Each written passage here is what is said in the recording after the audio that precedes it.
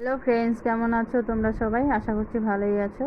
আমি আজকে বানাচ্ছি পটল পোস্ত। তো পটল পোস্তটা আমি একটু অন্যরকমভাবে বানাবো। তো দেখো, পটলের যে খোসাগুলো আমি এইভাবে পরিষ্কার করে নিচ্ছি। পরিষ্কার করে আমি পটলের দুটো মাথা দুই দিক দিয়ে ফেলে দেবো। এইভাবে করে কেটে ফেলে দিচ্ছি। ফেলে দিয়ে আমি পটলগুলো একইভাবে সবগুলো আগে পরিষ্কার করে নেবো, তারপরে কেটে নিচ্ছি। তো দেখো, প্রথমে একটা সাইড এইভাবে ঝিরি করে কেটে নিচ্ছি, তারপরে অপর সাইডটাও কেটে নেব।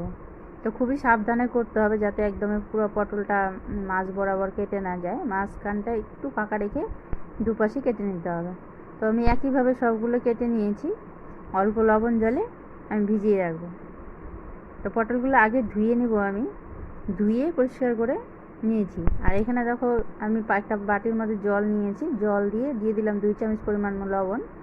আর এখন দিয়ে দিচ্ছি পটলগুলো লবণ জলে ভিজিয়ে রাখলে যে আমি ঝুড়ি কেটেছি সেটা একটু ছেড়ে দিলে আমি এটা বানিয়ে নেব। আর এখানে দেখো, মশলা করার জন্য নিয়েছি পোস্ত, জিরে আর সাদা সর্ষে, একটু পেঁয়াজ কুচি, লঙ্কা, আদা পেস্ট করে নেব। আর এখানে দেখো, যে পটলগুলো কেটে রেখেছিলাম সেই পটলগুলোতে আমি নুন হলুদ মাখিয়ে রেখেছি। এখন ভাজতে দিয়ে দেবো। আমি খুব ভালো করে লবণ হলুদ মাখিয়ে নিলাম। আর এখানে দেখো, যেহেতু আগে থেকে আমার কড়াই গরম করা ছিল, তো পটলগুলো সুন্দর করে আমি ভেজে নিচ্ছি। ভাজা হয়ে গেছে, এখন আমি নামিয়ে নেব। আর দেখো কত সুন্দর লাগছে ভাজা অবস্থাতেই। ওই কড়াতেই দিয়ে দিলাম আর একটু তেল দিয়ে এখন দিয়ে দিব আমি সামান্য পরিমাণ কালো জিরে ফোড়ন দিয়ে এখন আমি দিয়ে দেবো যে পেস্ট করা মশলাটা ছিল, সেই মশলাটা পরিমাণ অনুযায়ী দেবো। তোমরা যদি একটু বেশি পরিমাণে পটল নিয়ে থাকো তো একটু বেশি করে দেবে, আমি কম দিলাম। দিয়ে এখন আমি অল্প জল দিয়ে মশলাটা ভালো মতো কষাবো।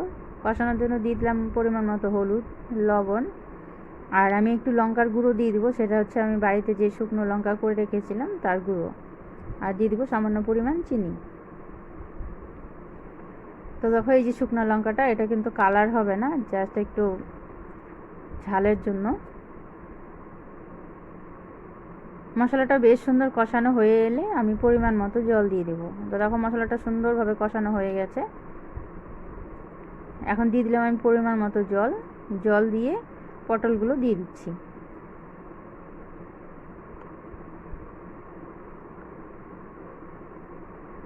সমস্ত পটলগুলো আমি এখানে দিয়ে দিব। দিয়ে ঢাকা দিয়ে রেখে দেবো কিছুক্ষণের জন্য। যেহেতু সর্ষে আছে তো বেশিক্ষণ জাল করব না, অল্প কিছুক্ষণ ঢাকা দিয়ে রেখে নামিয়ে নেব। তো দেখো কি সুন্দর হয়ে গেছে। তোমরা চাইলে আরও একটু শুকনো করতে পারো। তো আমি এইরকমই নামিয়ে নিয়েছি। খেতে তো ভীষণই দুর্দান্ত হয়েছে, তোমরাও চাইলে একবার করে